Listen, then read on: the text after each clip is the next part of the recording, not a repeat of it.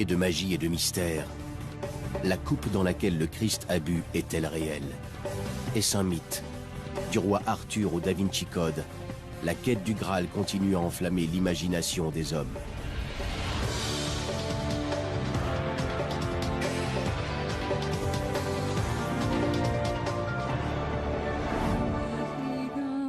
La légende nous entraîne vers l'une des quêtes les plus populaires du Moyen-Âge.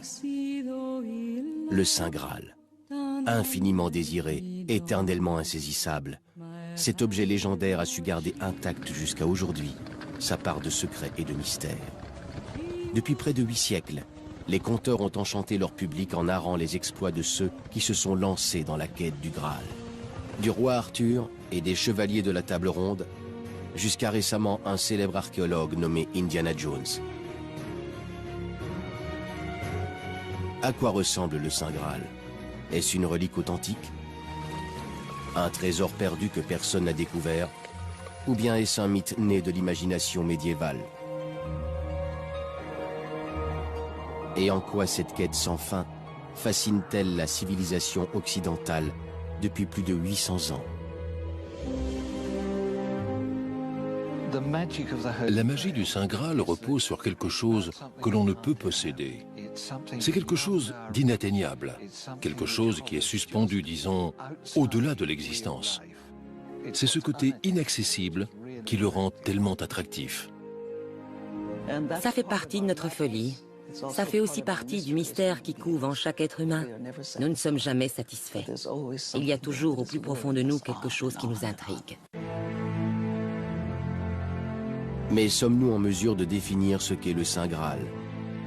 Cet objet incarne le plus grand mystère du millénaire. Mais l'ironie, c'est que personne ne sait très bien ce que c'est. On l'a identifié à tout un tas de choses. Une pierre magique tombée du paradis, ou un secret stupéfiant sur les racines du christianisme, que l'on peut découvrir dans le best-seller, le Da Vinci Code. Mais la version la plus populaire de tous les temps reste l'interprétation suivante. Le Saint Graal serait le calice dans lequel ont bu Jésus et ses apôtres les dernières heures qui ont précédé son arrestation, son procès et sa crucifixion. À la fin du repas, il prit la coupe et dit « Prenez et buvez-en tous, car ceci est la coupe de mon sang, le sang de l'Alliance nouvelle qui sera versé pour vous. »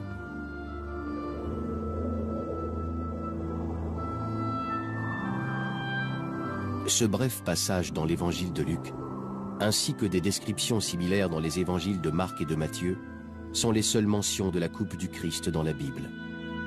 Mais aucune ne se réfère à ce calice comme étant le Saint Graal. Il faudra attendre plus de 1000 ans après la dernière scène pour qu'apparaisse pour la première fois dans un livre le terme Graal. L'auteur est un poète français qui s'appelait Chrétien de Troyes. Un de ses récits épiques portait comme titre Le Conte du Graal. En toute conscience, il savait qu'il écrivait une fiction. Il présentait son récit comme un conte. Mais même si cette histoire est une légende inventée de toutes pièces, elle comporte néanmoins des vérités essentielles. Graal est un terme médiéval de vieux français. Au départ, il n'y avait rien de mystérieux quant à sa signification. Un Graal était un plat assez large qu'on utilisait lors des repas et qui ressemblait à une sorte de saladier que l'on se passait à table pour se nourrir. Voilà ce que ce mot signifiait. Le mot Graal, en soi, n'avait absolument rien de mystérieux à l'époque. Le mot Graal n'avait rien de mystérieux en soi. Mais le récit de Chrétien de Troyes sur la vie de Perceval, un jeune homme naïf enrôlé dans une quête épique, s'achève sur un mystère bouleversant au cœur de quoi on trouve le Saint Graal.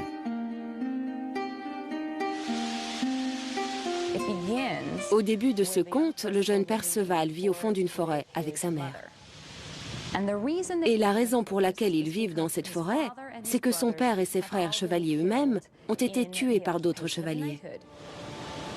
La mère de Perceval a déménagé au cœur de cette forêt pour empêcher son dernier fils de devenir chevalier à son tour. Mais comme vous le savez peut-être, un beau jour, des chevaliers traversent la forêt, Perceval les voit et il est immédiatement conquis par le désir de devenir chevalier à son tour. Il s'en va pour devenir chevalier et il va vivre un certain nombre d'aventures. Il est toujours très naïf, voire stupide, mais il apprend à grandir au fil de ses quêtes. Il va rencontrer un homme qui va lui donner de très précieux conseils, ou qu'il prend comme tel en tout cas, sur la façon dont doit se comporter un vrai chevalier avec autrui, être poète, courtois et plutôt réservé. Il ne doit en aucun cas poser de questions. Questionner les autres, c'est très impoli. Est-ce bien là ce que Perceval devait comprendre? Ne jamais poser de questions? Par la suite, Perceval voyage et en cherchant un abri pour la nuit, découvre un mystérieux palais caché dans une profonde vallée. C'est ici que Chrétien de Troyes fait pour la première fois référence à ce qui va hanter notre mémoire, la confrontation dramatique d'un être humain face au Saint Graal. L'homme qui l'accueille est blessé. On l'appelle le roi pêcheur ou le roi du Graal. Et il est allongé sur un lit magnifique dans une très belle salle à manger. Il souhaite la bienvenue à Perceval et alors qu'ils conversent, une mystérieuse procession se déroule dans la pièce. Un valet tenant une lance resplendissante s'avança. À la pointe du fer de la lance perlait une goutte de sang et jusqu'à la main du valet coulait cette goutte vermeille. Et puis vint une belle jeune fille richement parée. Elle portait un Graal d'or pur, orné de pierres précieuses. À son entrée, il vint alors une si grande clarté que les chandelles perdirent la leur, comme les étoiles quand le soleil ou la lune se lèvent. Et tout ce qui ressort de cette scène, c'est l'image d'une jeune personne innocente, très naïve, qui ne comprend pas ce qui se passe autour d'elle et qui se retient de questionner son hôte à ce propos. Tout dans cette scène est fait pour que le lecteur se questionne sur ce mystère. Si l'on s'en tient au texte, Perceval se retire ensuite dans sa chambre à coucher, résolu à interroger son hôte le lendemain matin sur le sens de cette procession énigmatique. Mais quand il se réveille, à son grand étonnement, le château est désert. Il est trop tard pour poser des questions sur le Saint Graal. Perceval fait pénitence pendant 5 années à cause de cela, et ce faisant finit par comprendre qu'il aurait dû demander qui le Graal sert-il. Il est possible qu'il soit retourné jusqu'au château du Graal, mais nous n'en savons rien, car Chrétien de Troyes n'a pas achevé la rédaction de cette histoire. Pourquoi Chrétien de Troyes n'a-t-il pas achevé le conte du Graal? Cela reste un mystère. Mais Chrétien de Troyes nous laisse un mystère bien plus grand encore, la signification de ce Graal inaccessible.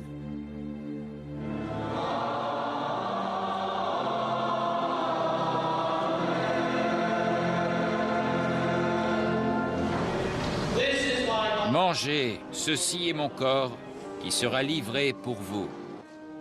Le Graal de Chrétien de Troyes semble être associé à l'un des rites les plus tenaces du christianisme, la communion.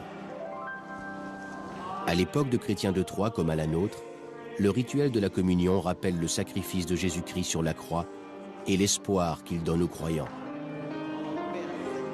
La communion est un carrefour entre le monde physique et le monde spirituel.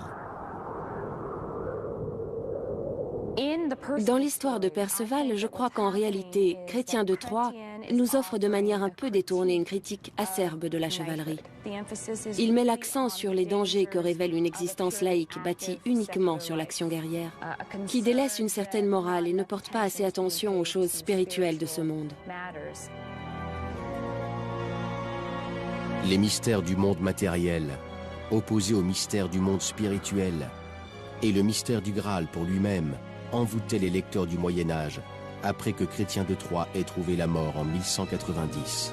Son récit laissé inachevé captivait d'autant plus ses contemporains parce qu'il n'avait pas de fin.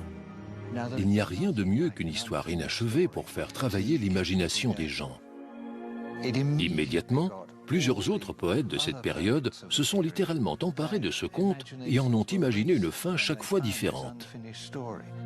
En ce temps-là, une histoire guidée par une telle imagination ne pouvait que faire des émules qui allaient la transformer en fonction de leur propre sensibilité, pour eux-mêmes. Et c'est ainsi que le Saint Graal était sur le point de ressusciter, muni d'une toute nouvelle identité et d'un passé très élaboré. Les conteurs du Moyen-Âge ont poussé un grand nombre de gens jusqu'à notre époque à se demander si le Graal ne se trouverait pas quelque part dans les collines de la Verte Angleterre. Se pourrait-il qu'il traîne au fond d'un vieux puits comme celui-ci?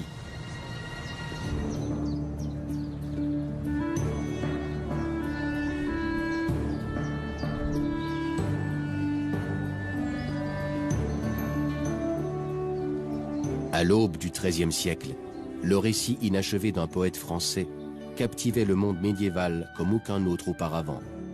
Le conte du Graal de Chrétien de Troyes était une œuvre de fiction. Mais son thème central, la quête de la connaissance par et pour l'humanité, était cousu de vérités profondes qui résonnaient dans les pensées de ses lecteurs. Pour de nombreux auteurs médiévaux, ce récit inachevé était reçu comme un défi sans égal pour l'imagination. Et ils usèrent leurs plumes pour lui trouver une fin. Ces écrivains, connus aujourd'hui comme les continuateurs, ont embelli la version originale avec des interprétations qui redéfinissent le Saint Graal et intensifient sa mystique. On connaît 5 continuateurs en l'espace de 30 ans.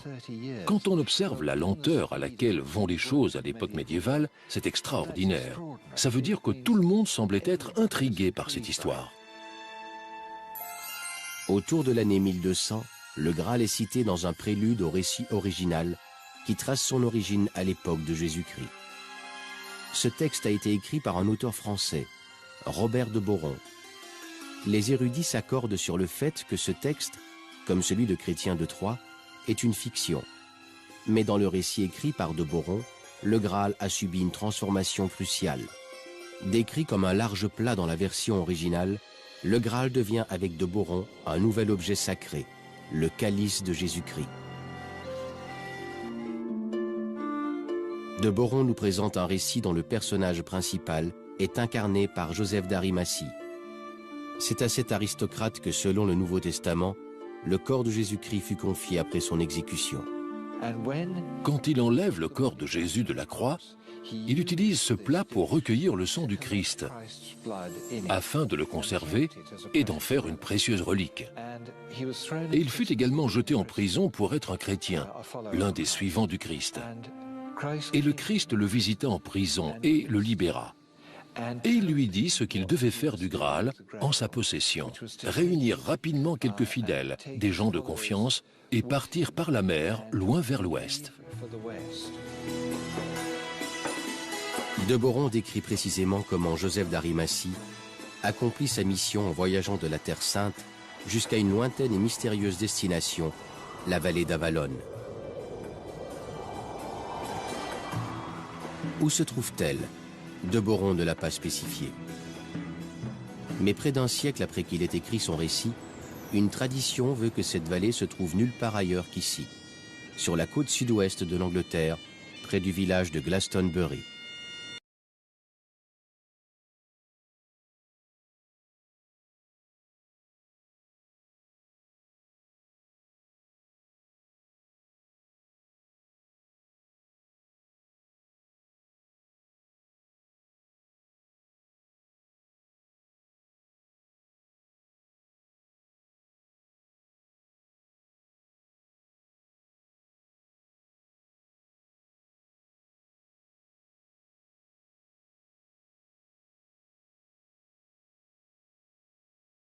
Joseph d'Arimathie peut reposer sur un fond de vérité.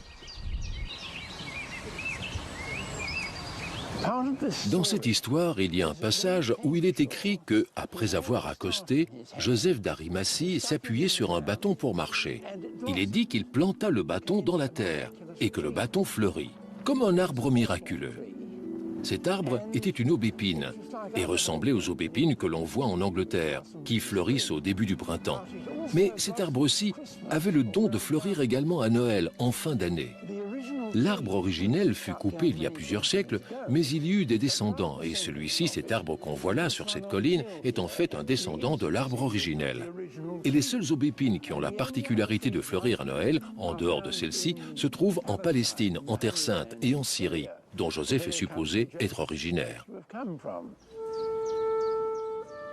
Pouvons-nous voir dans l'existence de cet arbre une preuve que le récit écrit par de Boron n'est pas une fiction, mais bien de l'histoire, que Joseph d'Arimathie s'est réellement aventuré au cœur de ces collines? Certains enthousiastes n'en démordraient pour rien au monde. Mais une autre version, plus terre à terre peut-être, indique que cette aubépine fut en réalité ramenée de la Terre Sainte par un pèlerin au Moyen-Âge. Mais les légendes ont la vie dure à Glastonbury. Et la plus tenace indique que le gardien du Graal, Joseph d'Arimathie, aurait fait bâtir la première église chrétienne en Angleterre à cet endroit précis. La chapelle de la Vierge, en hommage à Marie, a été bâtie en 1189. Sous les murs de la chapelle, les ruines d'un édifice encore plus ancien qui aurait inspiré la tradition sont visibles. Il y a très longtemps s'élevait ici une petite église. Elle était si ancienne que personne n'a jamais su qui l'a bâtie. On l'appelle la vieille église. C'était un bâtiment, somme toute, assez modeste. En fait, ses murs étaient constitués d'un assemblage de cannes et de branches attachées ensemble avec de l'argile, renforcées ensuite par des draps de lin. Il est possible que ce soit la première église bâtie en Angleterre. Il existe plusieurs histoires là-dessus, mais celle que l'abbaye a approuvée et que la plupart des gens d'ici considèrent comme véridique aujourd'hui, c'est qu'elle a été bâtie par Joseph d'Arimathie, par les premiers chrétiens qui ont foulé la terre d'Angleterre. Mais ce qui est étrange, c'est que le Graal n'est jamais mentionné dans cette histoire. Si le Graal était en leur possession, ils n'en ont jamais parlé à quiconque.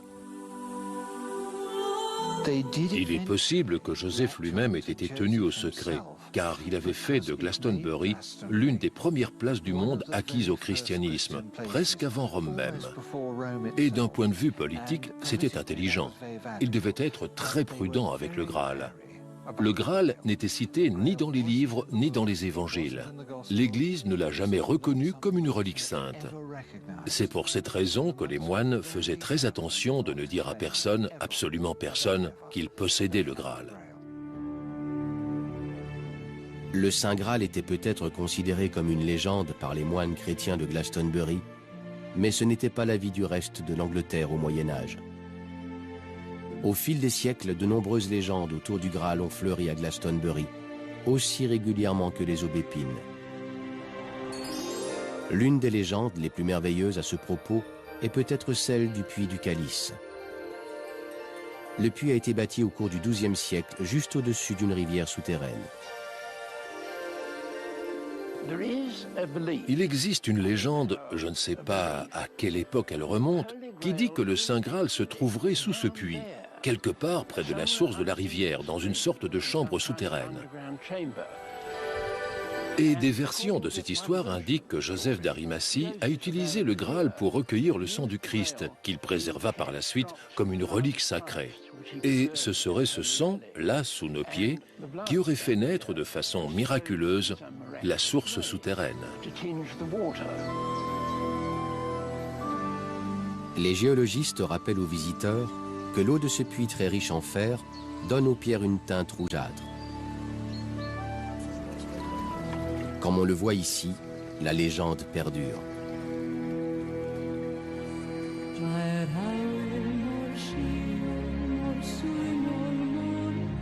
Loin de Glastonbury, le Saint Graal va inspirer une autre légende dans une célèbre forteresse en France. Serait-il possible qu'une secte de chrétiens rebelles ait défendu le Graal derrière ces murailles imposantes? Est-ce qu'une bataille épique jusqu'à la mort s'est engagée ici, avec pour le vainqueur le droit de s'emparer de la relique chrétienne la plus recherchée de tous les temps?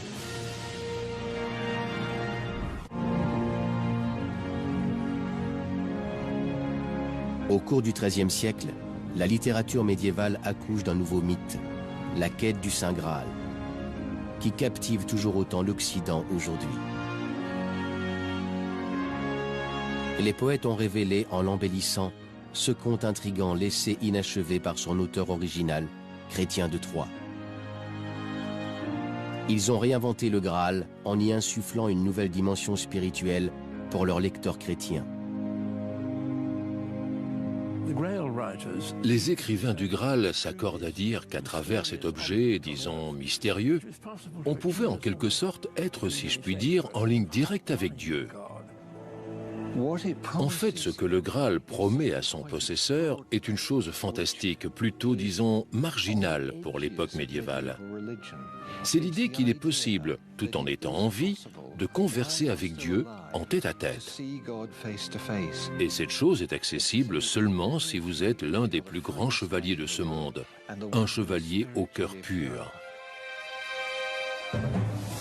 Plus tard, pour les auteurs du Moyen-Âge, Perceval parut trop immature pour faire l'affaire. Leur nouveau personnage va incarner ce qu'il y a de mieux en matière de chevalerie. Le roi Arthur et les chevaliers de la table ronde. Les légendes arthuriennes existaient déjà quelques 700 ans auparavant, quand les auteurs du Graal ont commencé à mêler l'ancien mythe au nouveau.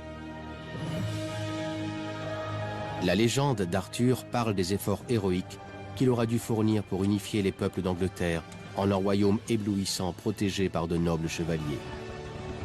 Au XVe siècle, Sir Thomas Malory, lui-même chevalier, est l'auteur de récits qui balaient l'idée que l'on se faisait de la quête d'Arthur pour le Saint Graal. Les lecteurs de Malory ne se doutaient pas que c'était une critique déguisée de chronique, auparavant dédiée à une certaine idée de pureté spirituelle. Ce dont on est sûr concernant Sir Thomas Malory, c'est qu'il n'était pas le genre de chevalier auquel faisait référence la quête du Graal.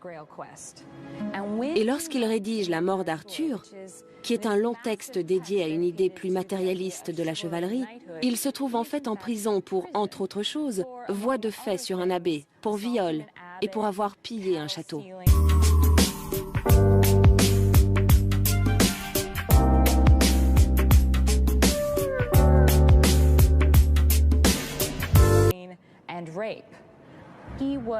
Il était peut-être préoccupé par son état spirituel, tout comme par l'état de l'Angleterre à cette époque. L'époque dans laquelle il vit n'est pas propice à une chevalerie qui se conduit avec noblesse et dignité. Ses valeurs sont passées par la fenêtre. Ce qu'il essaie de faire en écrivant cette quête du Graal, c'est confronter ses idéaux à ceux de chevaliers comme Arthur, par exemple, qui poursuivent au-delà d'un certain point leur recherche d'absolu spirituel. Et la réponse qu'il nous livre, c'est « non, ça ne marche pas ». Le personnage principal du récit de Malory est Lancelot, un chevalier qui incarne la fragilité des sentiments humains.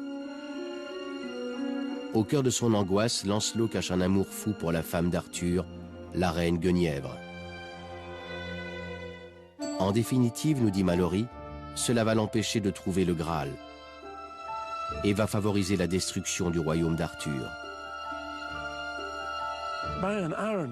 Ironiquement, Lancelot, celui dont les péchés l'empêchent d'achever la quête du Saint Graal, engendre un fils qui, par contre, en sera capable. Galahad entre dans cette histoire parce que l'auteur a besoin de quelqu'un qui soit tout à fait pur et généreux avant de pouvoir achever la quête du Graal. Si l'on en croit Malory et d'autres auteurs, Galahad parvient finalement au terme de cette quête épique quelque part au Moyen-Orient, dans une mystérieuse ville nommée Sarras. Ce qui nous promettait d'être un crescendo dramatique, la rencontre tant espérée de Galahad en tête-à-tête avec le Saint Graal est au contraire un anticlimax. Lorsque Galahad finit par regarder dans le Graal, nous, les lecteurs, nous ne parvenons pas à voir ce qu'il voit. Tout ce qui est dit, c'est que Galahad se met à trembler lorsqu'il découvre ces choses spirituelles.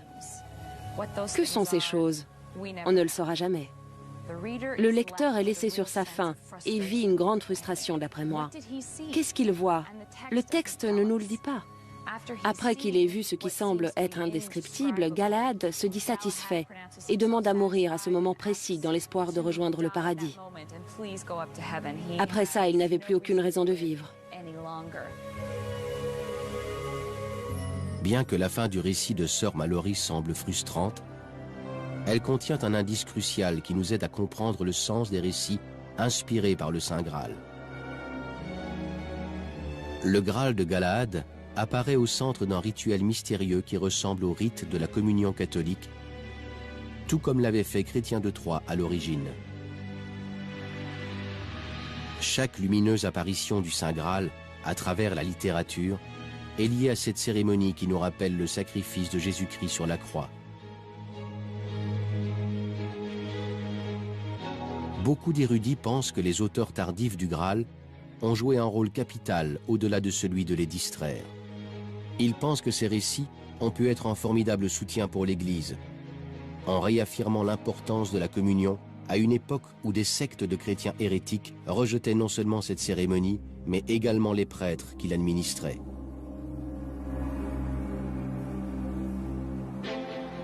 En France, les cathares faisaient partie d'une des sectes les plus véhémentes à l'égard de l'Église. Le cœur de leur foi se trouvait ici, dans la forteresse de Montségur, qui domine les Pyrénées. Presque 300 ans avant qu'un moine allemand nommé Martin Luther se fasse l'écho d'un même rejet de l'intercession des prêtres en prêchant la réforme protestante, les cathares sont le fer de lance de la protestation contre l'Église établie.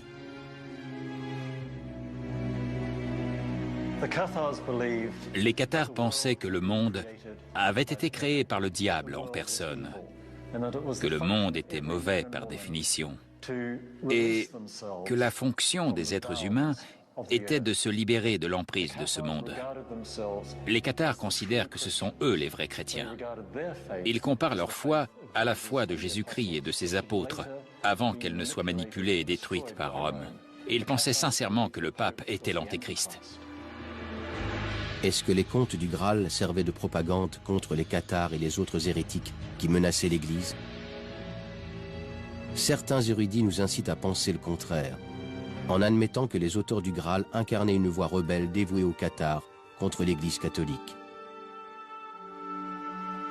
Ils interprètent les capacités du Saint Graal, qui permettent aux plus pieux de rencontrer Dieu en tête-à-tête, comme une des expressions les plus éloquentes de la philosophie cathare.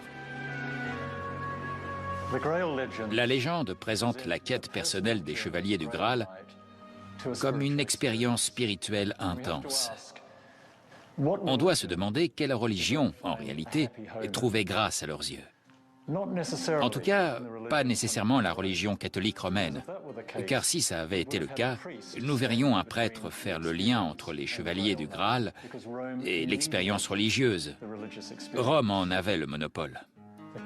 Les cathares étaient directement liés à leur divinité, sans intercesseur, et cette volonté était le centre de leur foi.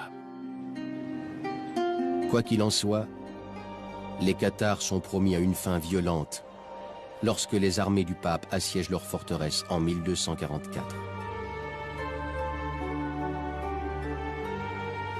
Mais certains ont ajouté une part d'intrigue à ces événements historiques, et le regard qu'ils jettent sur les cathares, en se fondant sur la tapisserie du Graal, éclaire d'un angle nouveau notre pensée. Ces spécialistes spéculent sur l'idée que les cathares étaient peut-être les gardiens d'une précieuse relique sur laquelle ils veillaient, à l'abri du monde extérieur, où régnait le mal, derrière les hautes murailles de Montségur. Les armées catholiques parviennent d'abord à tailler une brèche dans le mur, ici à l'est. Puis ils arrivent à s'emparer de la dernière redoute. Les cathares savent alors que tout est perdu, qu'ils ne peuvent plus rien faire, si ce n'est capituler. Mais ils savent également qu'ils vont être brûlés vifs à cause de leur foi. La nuit qui précède la chute de la forteresse, 4 prêtres cathares, cachés dans Montségur, sont évacués grâce à des cordes et s'enfuient avec le trésor cathare. Alors qu'y avait-il dans ce trésor? Certainement pas d'or ni de bijoux, car tout avait été mis à l'abri quelques mois auparavant. Était-ce le Graal? Pour ma part, je ne crois vraiment pas qu'il pouvait s'agir du Saint Graal. Mais il est possible qu'ils aient eu leur propre livre sacré, leur propre relique, que sais-je. Et en même temps, les cathares rejetaient toutes ces choses matérielles. C'est l'une des raisons qui les ont poussés à s'éloigner de l'Église catholique qu'ils trouvaient trop matérialiste. Il n'y a pas de lien direct en réalité entre les cathares et le Graal. Ils auraient été horrifiés de voir leur culte associé au Graal. Une nouvelle théorie radicale concernant le Saint Graal est apparue très récemment, presque 2000 ans après que le Christ soit mort sur la croix. Est-ce que cette célèbre œuvre d'art contient un indice nous permettant de comprendre que le Graal est en réalité un secret vieux de plusieurs siècles, directement lié à la vie privée de Jésus? Jusqu'au XXe siècle, le Saint Graal était interprété dans le sens des auteurs du Moyen-Âge, révérencieux, qui les premiers ont mis par écrit la légende. Mais en 1975, une troupe d'humoristes anglais tourne la légende en dérision. Le Sacré Graal des Monty Python a été produit avec un petit budget, mais son humour fin et irrévérencieux en font vite un classique peu après sa sortie. Quand le Sacré Graal des Monty Python est sorti, ça a contribué à démystifier l'idée du Graal. L'expression Saint Graal est entrée dans le langage courant. Saint Graal était utilisé dès que l'on faisait allusion à l'objet de nos désirs. « Oh, c'est le Saint Graal de ceci » ou « Eh bien, mon Saint Graal serait de faire cela ». Vous voulez le Saint Graal de la poudre à lessiver? Voici le Saint Graal du dentifrice. L'un de mes favoris reste le Saint Graal du Tupperware. Les boîtes de conservation à l'époque faisaient un bruit désagréable quand on les ouvrait. Le Saint Graal des Tupperware, quant à lui, ne faisait pas le moindre bruit à l'ouverture. Un quart de siècle après Monty Python, le Saint Graal est associé à une nouvelle idée, lorsqu'un livre de fiction, un thriller, fait un tabac sur la scène internationale. Le Da Vinci Code. L'auteur de cette œuvre, Dan Brown, est parvenu à générer un regain d'intérêt pour le Saint Graal en le redéfinissant radicalement, non pas comme un objet, mais comme un être humain. Si l'on s'en tient à l'histoire de Brown, le maître de la Renaissance italienne, Léonard de Vinci, aurait laissé un message codé dans sa fresque, La dernière scène, concernant l'identité d'un personnage. Le Da Vinci Code se concentre sur le fait que le calice de Jésus, habituellement représenté lors de la dernière scène, est absent de la peinture de Léonard de Vinci. Ce livre suggère que l'oubli de Léonard est un indice nous permettant de comprendre que le Saint Graal se trouve en réalité à la gauche de Jésus, c'est-à-dire en la personne que l'on s'accorde à identifier à l'apôtre Jean. Le roman de Dan Brown affirme que ce n'est pas Jean qui est représenté sur cette fresque, que ce n'est même pas un homme, mais nul autre que Marie-Madeleine, la première des suivantes de Jésus. Le Da Vinci Code va encore plus loin, en suggérant à ses lecteurs qu'en réalité, Jésus a engendré un enfant avec Marie-Madeleine, et que cette dernière n'est rien de moins que le saint récipient, le Graal, en qui le sang de Jésus a été préservé. Cette théorie affirme également qu'au sein même de l'Église catholique, des conspirateurs ont jalousement gardé cet incroyable secret pendant près de 2000 ans. La théorie très controversée du Da Vinci Code s'appuie en fait sur les principes proposés dans un best-seller des années 80. Un livre qui s'appelle Saint Graal sans sacré, coécrit par Michael Begent. Begent nous a expliqué qu'avec ses co-auteurs, ils ont commencé leurs recherches en partant du terme français qu'on employait au Moyen-Âge pour désigner le Graal. Dans plusieurs manuscrits originaux qui nous sont tombés entre les mains, un seul terme est employé pour désigner le Saint Graal. On disait le sang Graal. Par la suite, on a réalisé que c'était très proche de sang réal, qui signifiait à l'époque sang royal. Dans notre livre, le Graal est vu comme le symbole suprême de Marie-Madeleine, portant l'enfant de Jésus, de sang sacré, de sang royal, de la lignée du roi David. Elle est le Saint Graal. Et cela nous a mené à la conclusion, assez logique en fin de compte, que depuis 2000 ans, notre conception du christianisme est fondamentalement fausse. Car effectivement, on nous a menti. Selon le livre Saint Graal sans sacré, on nous aurait caché que Marie-Madeleine aurait traversé la Méditerranée pour s'enfuir en France après la crucifixion de Jésus, dont elle attendait un enfant.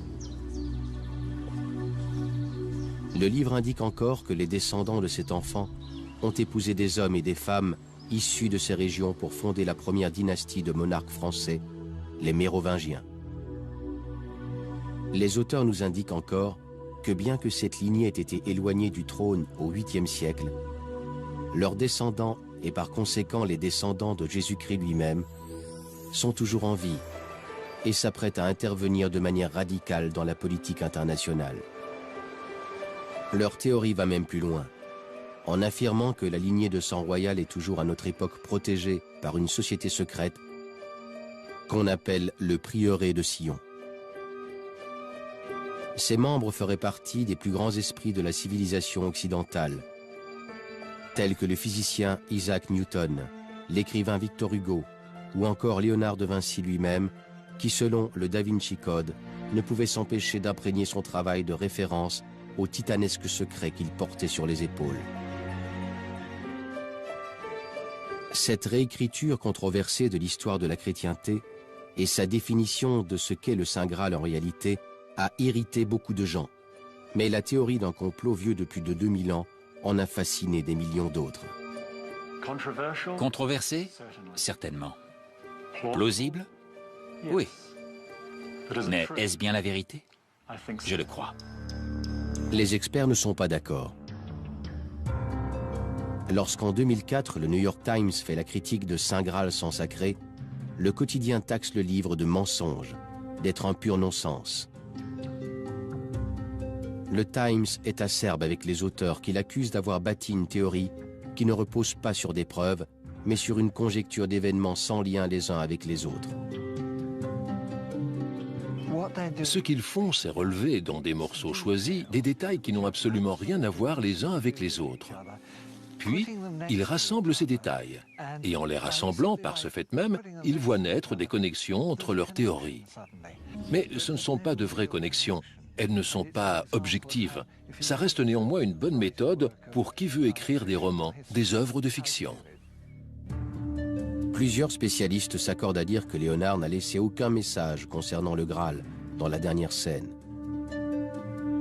Nombreux sont ceux qui pensent qu'il n'a simplement pas peint le calice du Christ parce que ce n'était pas le sujet de sa fresque, qui décrit le moment où Jésus choque ses disciples en leur confiant que l'un d'entre eux est destiné à le trahir.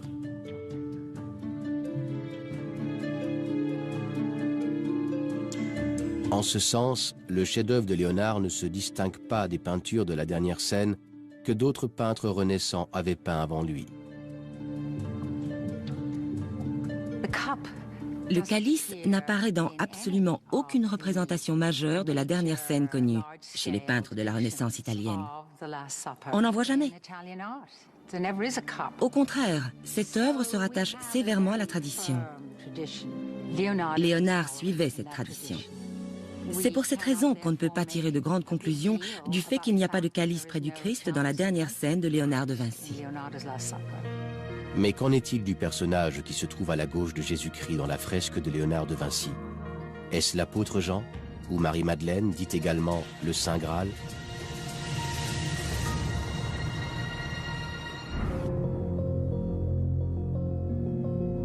Notre quête du Graal se poursuit en jetant un coup d'œil plus attentif au personnage androgyne qui figure à la gauche du Christ dans la dernière scène de Léonard de Vinci.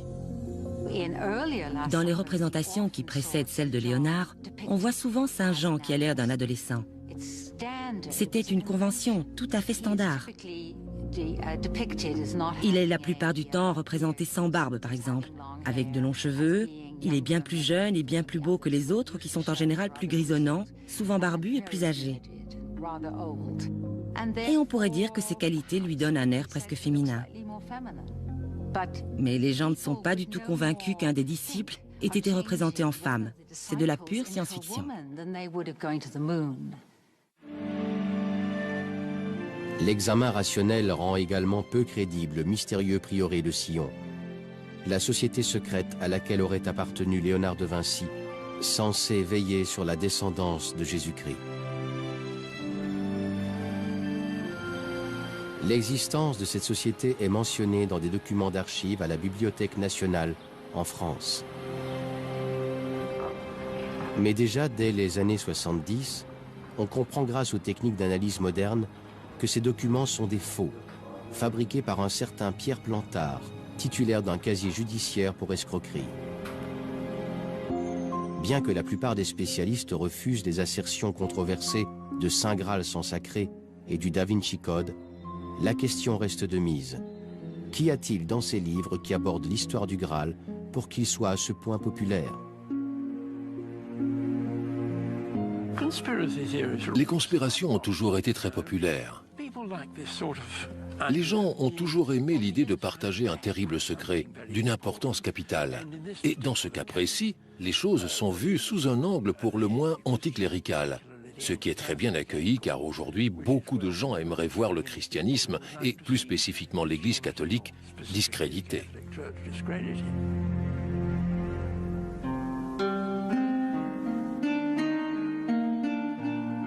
8 siècles se sont écoulés depuis que la quête du Graal enflamma pour la première fois l'imagination des hommes. Nous ne prononçons plus son nom avec une révérence silencieuse, comme le faisaient nos ancêtres, mais le mystère du Graal demeure. Pourquoi, après 800 ans, sommes-nous toujours obnubilés par la quête du Saint Graal? Qu'est-ce que notre fascination pour le Graal nous révèle sur nous-mêmes?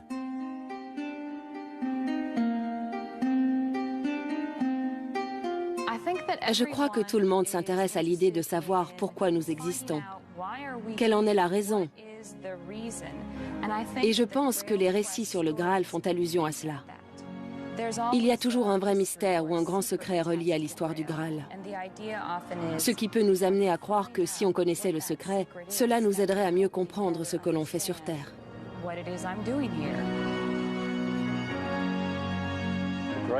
La quête du Graal est tout aussi importante pour nous qu'elle ne l'était pour nos ancêtres. C'est une quête pour la vérité. C'est magnifique. C'est une quête symbolique. Et il est normal qu'elle résonne encore 1000 ans après. Parce que nous aussi, nous sommes perdus et nous cherchons notre place dans l'univers. L'univers n'est-il qu'une structure mécanique créée il y a des milliards d'années et qui verra sa fin dans quelques milliards d'années, auquel cas, nous ne sommes rien? Ou sommes-nous quelque chose d'important? Faisons-nous partie intégrante d'un univers d'inspiration divine? C'est toute la question. Et ce que le Graal inspire, c'est une réponse à cette question. Ils cherchent une clé, une solution qui résolve tous les problèmes de ce monde incroyablement complexe dans lequel nous vivons. Il ne doit y avoir qu'une seule réponse, simple, précise, nette. Le Graal, c'est la clé manquante.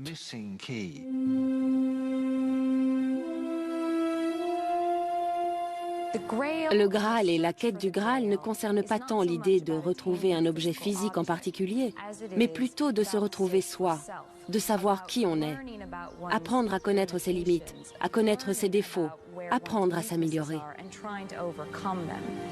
C'est le processus et non son résultat qui donne sa complexité au Graal et au récit qu'il continue d'inspirer. Travailler sur soi, vouloir s'améliorer, ce sont, je pense, les quêtes les plus difficiles qui soient. Et je crois que les textes d'écrivains tels que Chrétien de Troyes ou Sœur Mallory mettent l'accent sur la nécessité de faire au moins l'effort d'essayer. Je crois que la quête du Graal, ce n'est pas tant chercher à s'améliorer à tout prix, mais plutôt apprendre à se transformer. Car ce qui est en nous aspire toujours à être libéré. Nous savons que nous sommes en quelque sorte nos propres fœtus. Ça me paraît être quelque chose qui est gravé en nous. Nous avons une destinée, de grands objectifs, et nous devons nous motiver. Ainsi, le Graal incarne un talisman symbolique. Il est la tentation nécessaire pour dévoiler à nous-mêmes ce qu'est notre plus belle destinée.